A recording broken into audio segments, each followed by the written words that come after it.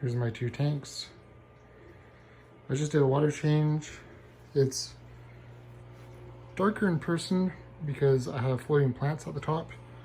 They are blocking a lot of the light. This is my 55. Bit of a variety of fish in here.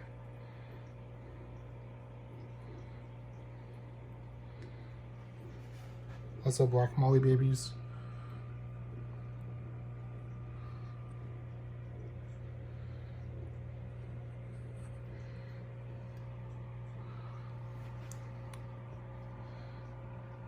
You might be able to see there's an otto hiding in there.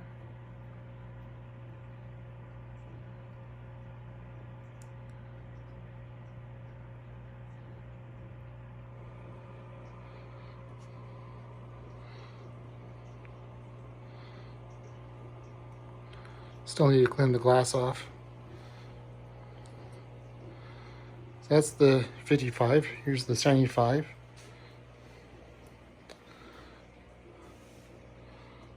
Just put a carrot in there this morning. My 1 large pleco, common pleco.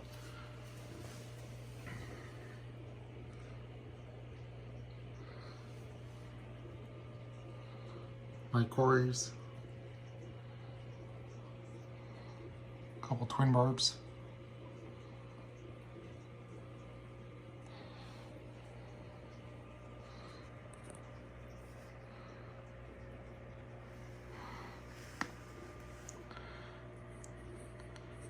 My loaches still hide every time I come to the tank.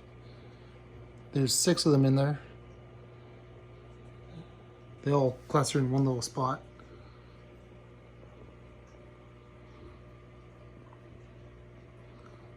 You can just see that one's tail going. They're all about 3 to 4 inches. And they're probably, well, 1.5 years old, probably, somewhere in there.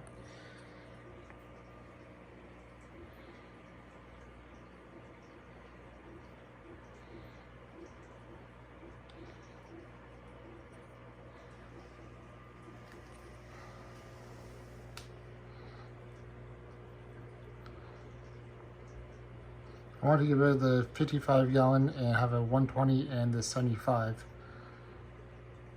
Because I need a 120 for the cories and the pleco to have a forever home.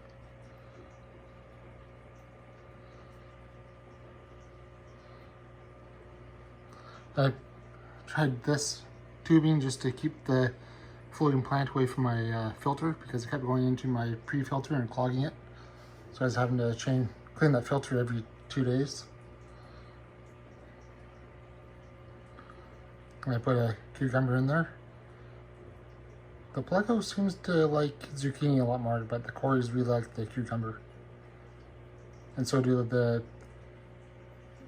loaches and the little twin barbs. The loaches will go crazy on it. You can see it's coming out a little bit. They're not too happy with me because I did just do a water change. You can tell I gotta clean the glass. Couple of my bigger cories back there.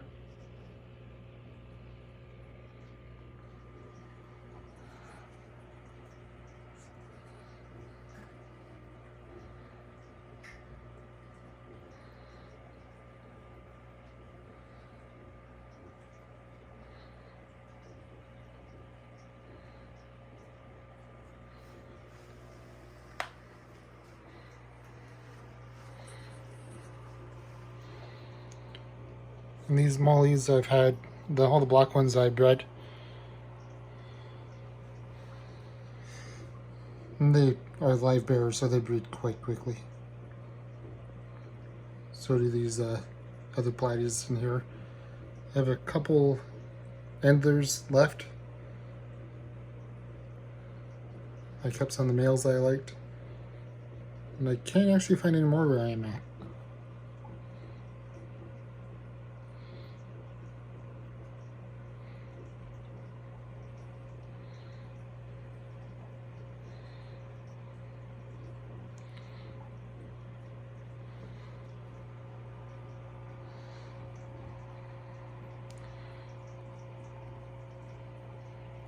Yeah, I tried to plant these plants in certain spots, but they all kind of decide to grow their own way. So I just kind of let it go natural. The Java ferns here, they weren't doing that good, and then once I got this floating fern plant, they just started taking off. I think they didn't like the amount of light that was going to them. So this floating plant works really good for them. And you can see this plant's not as happy, whereas this one has got the bubbler pushing the floating plant away from the top of it, so it gets more light, and it really likes the light.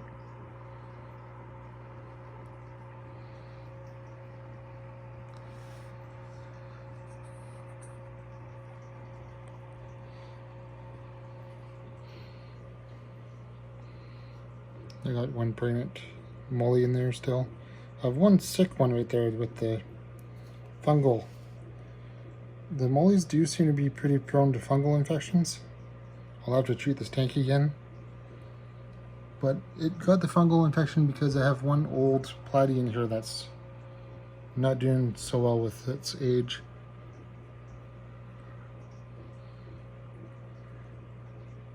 Sandy got sick and it passed it on to that one.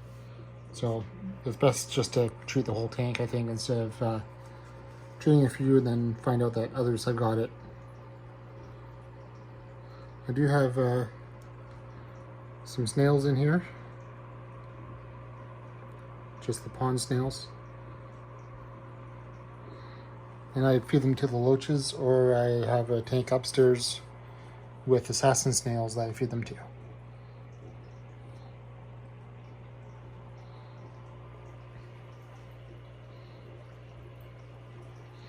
And both these tanks I have at 80 degrees Fahrenheit. It's a little bit warm for the mollies and stuff. It's warmer than what they suggest for the cories. But all the cories are doing really good. I haven't had any sick ones at all. And if you want them to lay eggs, drop the temperature a few degrees and they'll start laying their eggs. So a little trick there.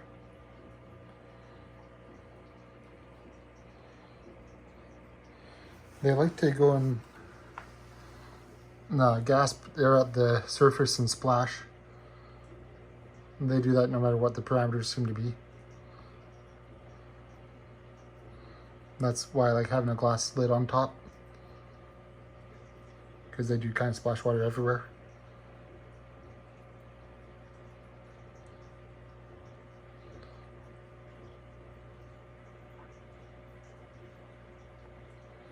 So yeah, that's the update on those two tanks.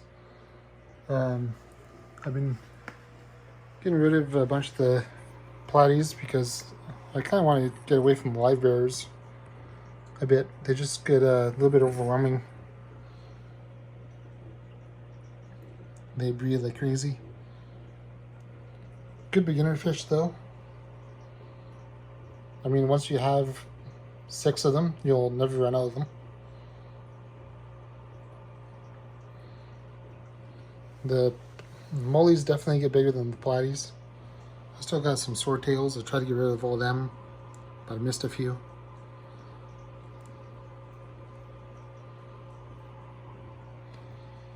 And I have 8 or 9 auto cichlids in here, and they're all hiding behind that log.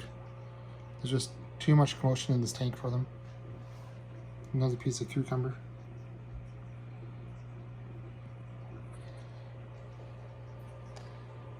So yeah, I got a little bit of cleanup to do and a little bit of water treating to do for some sick fish.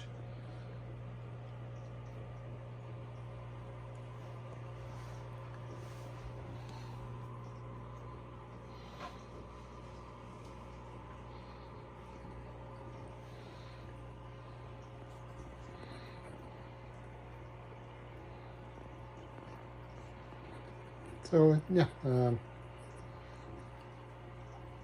hopefully whoever sees this likes this, and I hope to put more videos up again. And yeah, I'll talk about maybe how I made these filters. I kind of want to make new ones. That was not cycling all that well.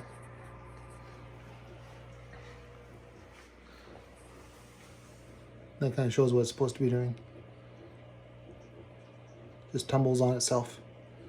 But the bacteria in the one kind of died off. It's restarting slowly. And on all my filters, I put these pre-filters on. It's just a sponge filter from Aqua Clear 70. And I just cut out the middle a bit and shove it onto the end of the pipe. And yeah, cheap and easy. They last me 6 months to a year before I have to replace them. This one I have to replace quite a bit more often because the water input does blow all the stuff right back into the filter. So I've been fighting that a little bit.